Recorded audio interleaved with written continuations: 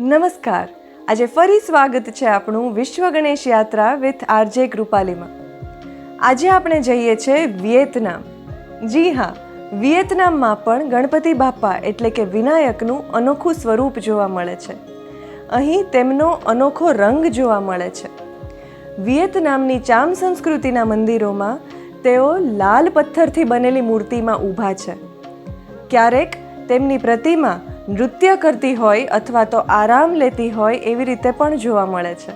વિનાયકની આ મૂર્તિમાં એમના એક હાથમાં મીઠાઈ એટલે કે મોદકથી ભરેલ એક પાત્ર જોવા મળે છે અને તેમની સૂંઢ એના તરફ જતી દેખાય છે. વિયેતનામની ચામ સંસ્કૃતિમાં નાગને ખૂબ શુભ માનતા. એટલા માટે બાપ્પાની આ મૂર્તિમાં કમરમાં, ગળામાં અને કાંડા પાસે સર્પ જેવા આભૂષણો દેખાય છે, જે દર્શાવે છે કે વિનાયક ત્યાં ફક્ત વિઘ્નહર્તા નથી પરંતુ પ્રકૃતિના રક્ષક પણ છે.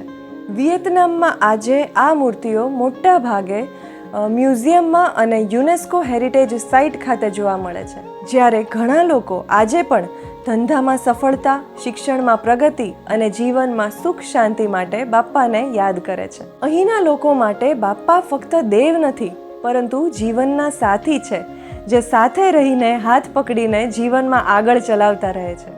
આ હતી વિયેતનામની ભૂમિ પર ગણેશજીની અનોખી સફર. આગળ હવે કયા દેશમાં ગણપતિ બાપ્પાને મળવાનું છે એ જાણવા જોડાઈ રહો મારી સાથે.